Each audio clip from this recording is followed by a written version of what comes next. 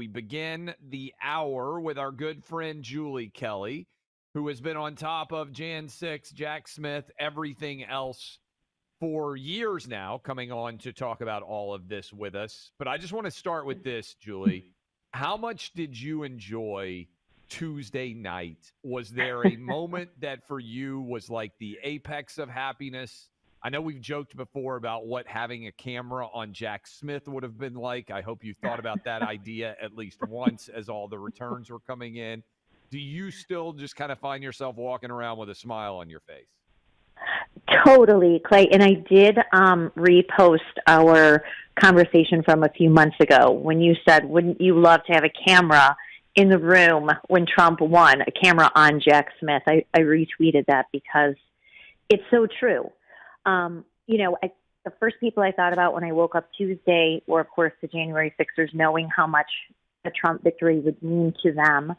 And then, as the night progressed and the returns were coming in and looking so positive, and J6ers started to text me.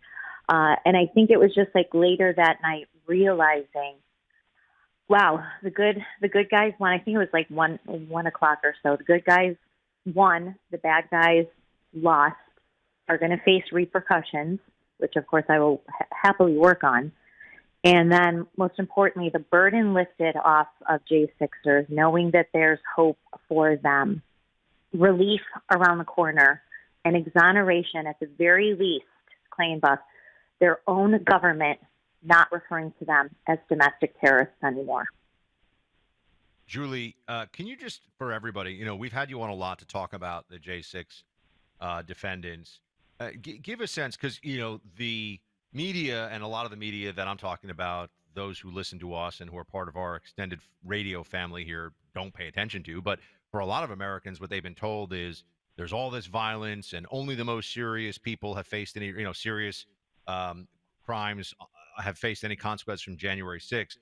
Some of the people who have or are serving prison sentences on the lower end in terms of offenses include what? Like, tell us some of those stories so people can really know this is what was done to them, and this is how unjust it was. Right. So let's start with the misdemeanors. There are 4 common misdemeanors that this DOJ has brought against J6ers for the very first time. Early on, the Chief Judge Beryl Howell, the shameless Trump hater, she oversaw Special Counsel Robert Mueller's probe and then ran the courthouse during the early 2 years of the J6 prosecution. She openly said in court, we never deal with Class B misdemeanors in this courthouse. But that's exactly what they've been doing. So they, more than, I think, 700 defendants only had these 4 misdemeanors applied to them. And this is parading in the Capitol. This is being on restricted grounds where a Secret Service protectee is, disorderly conduct on Capitol grounds, just being there. You even have to engage in disorderly conduct. So there are 4 common misdemeanors. Nonetheless, these people were tormented by the DOJ, dragged to D.C. for court proceedings, and in almost every case, Clay and Buck faced some sort of prison time, whether it was 30 days or some were sentenced to the maximum number of months, which is 12 months for these misdemeanors. And they were thrown in federal prison for this. So that, to me, is the lowest hanging fruit. That, I think, is something that the president can sign off on day one, is immediate pardons for all of them, the misdemeanor cases. Then you get into trickier areas. Well, as you know, the Supreme Court, and we've talked about this, the Supreme Court overturned how this DOJ unlawfully applied 1512C2 obstruction of an official proceeding, which was the post-Enron tampering with evidence and documents statute, also used for the very first time in J6 cases, more than 300 J6ers charged with that felony. So that has been overturned. Many defendants have gone to court seeking that to have that conviction, whether they pleaded guilty or were convicted at trial, to have those convictions vacated. So all of those individuals should easily be pardoned and any existing indictments dropped. Then you get into trickier areas, assault on police, right? There are a handful of those cases that really need to be closely examined where there really was violence involved. But for the most part, even those charged and convicted with assaulting or interfering with police, that's the statute. Assault, interfering, inhibiting law enforcement. This could be to someone who yelled at a police officer, who touched a riot shield, who threw a water bottle towards police lines.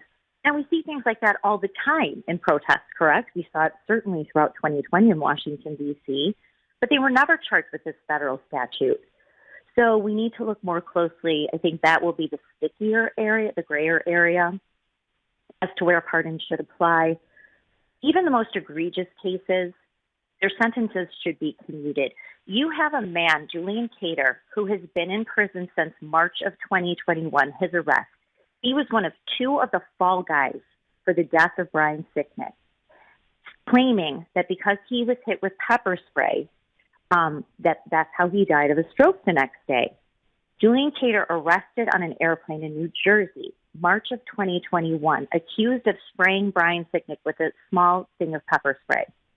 He languished in the D.C. gulag awaiting trial. He was tormented for almost 2 years before he accepted a plea deal. Then he was sentenced to 7 years in federal prison. There is no comparison to that in any jurisdiction, let alone in Washington, D.C. Those are the sort of cases that, to me, are ripe for commuting sentences and freeing these individuals when there is no case comparison anywhere to the sentences that they've received. Julie, I'm stunned, and we're talking to Julie Kelly, who's been covering the Jan 6 cases, the Jack Smith prosecutions, the lawfare against Trump in general with us now for years. I'm stunned even knowing how political this all was. That the day after Trump won, the DOJ basically said, yeah, Jack Smith, you're done. Did that surprise you? What is the latest on these cases, and where should it go from here? Let me ask you, broad question. If Jim Jordan asked you, hey, what should we do about these Jack Smith prosecutions? What would you suggest Republicans coming into power should do? Investigate the investigator? Where should this go? What's the latest? Are you surprised by how quickly all of this house of cards collapsed? Yes, I am. So number one, the Florida documents case, as you know, Judge Cannon dismissed that indictment in July based on the unconstitutional appointment of Jack Smith. The DOJ and Jack Smith have that now on appeal. So what we're expecting next is that Jack Smith will pull back that appeal, drop their appeal. Judge Cannon's order then stands, which is very interesting as to how it will affect future special counsels. Number two, I will admit I'm surprised that Jack Smith and the DOJ is dropping the Washington case so quickly, because Judge Chutkan on October 28th, a few days before the election, set deadlines in that case into mid and late December. She wanted to drag this out until the very last minute, even if Trump won. I actually thought that Jack Smith would at least continue to pursue those deadlines, those motions, have one more court hearing, right, to drag out all this evidence before Judge Chutkan. I really thought that they were going to hold that to the last minute, even if Donald Trump won. That is not the case. So it does look like this lawfare really has backfired. Now, you saw Jim Jordan today. A letter came out from the House Judiciary Committee. He instructed Jack Smith to preserve all of his records, documents, evidence in both cases, communications with other parties. Of course, this is something I've been pushing for months. I've got a piece on my Substack, Declassified with Julie Kelly, that spells out the prosecutorial abuse and misconduct in both of those cases, especially the Florida case, where you guys know I was at that courthouse numerous times covering firsthand what was happening there. And the revelations about, the Mar-a-Lago armed raid, where agents violated even the very broad terms of that search warrant. There are accusations of doctoring, tampering, and even destroying evidence in that case. Threatening witnesses. One of the co-defendants, a close aide, personal aide of Donald Trump, who Jay Bratt, who was one of Jack Smith's top henchmen, tried to bully him and threaten him and his attorney into flipping and becoming a government cooperator in that case. The misconduct and criminality in the special counsel's office, not just Jack Smith, but his prosecutors and some of his investigators, is very evident from the trial, from the proceedings in both cases. And also, guys, as I was posting today, Jack Smith spent at least $50 million, 2 years of this investigation, millions in contracts undoubtedly awarded to his buddies in white shoe law firms, but also more than $11 million in salaries and benefits. And this was just the first 14 months, by the way. This is probably topping $20 million just in salaries and benefits because he's way behind in his obligated required financial reporting. All of his expenses, including his personal protective details, every single dollar must be accounted for because I want to see where those contracts went and who those employees were and how they spent so much money. And then at the end, came up empty-handed. Speaking of Julie Kelly, Declassified is her Substack. If you want to read her great analysis and support her work. Julie, you're in contact with both the Trump side of this equation and also lawyers and families of J6 individuals. Just what's it like for them to know that, well, how much do we know at this point? I mean, my understanding is we're just waiting for Trump to be sworn in, and then there will be commutations and pardons. Well, what can you tell us about where this is going? I could say I was overwhelmed with text messages from attorneys from J6ers and their loved ones, so relieved and hopeful that Trump won. Now the hard work really begins. So it's just, putting together the pieces. I really believe that President Trump is extremely devoted to the pardon commutation project.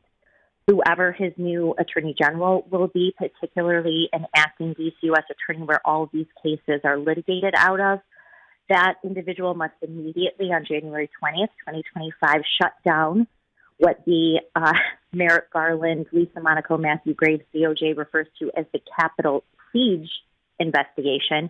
That entire unit must be shut down on January 20th.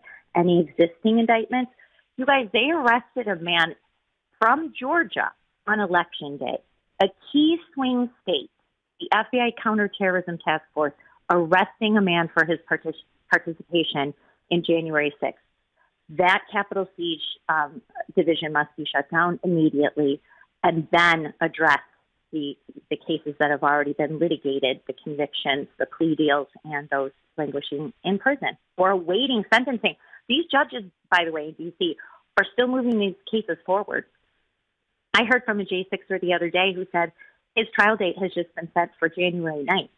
These judges are not giving this up because they will have nothing else to do after January 20th.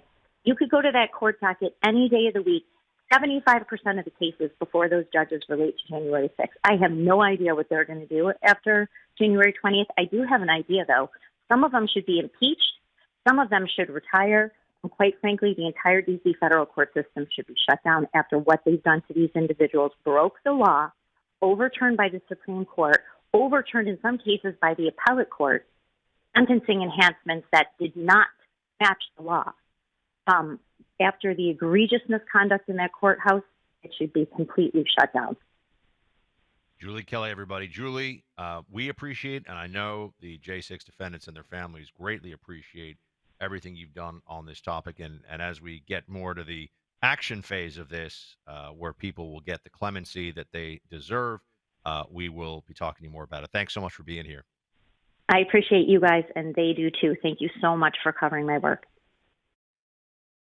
I'll talk to you about the preborn network of clinics for a moment. We just had a huge election win, and I know we're all feeling good. There's a sense of righteousness restored to the nation, but unfortunately, in the fight to save lives every day, in what the pro-life community is trying to accomplish, there's a lot of work to be done, and it needs to be done every day, right away. And how can you do this? Well, of course, we change hearts and minds and laws over time, but in the meantime, you want to just help mothers who are facing a difficult pregnancy and the decision about what to do, life or abortion, for their baby. This is where Preborn comes in. Preborn has a dedicated team of men and women who have saved the lives of 300,000 babies over the past 2 decades. And one of the main ways that they accomplish this miracle is by offering the free ultrasound experience to an expectant mother. That mom meets her unborn child via ultrasound, and so often through that bonding, through that experience, makes the decision for life.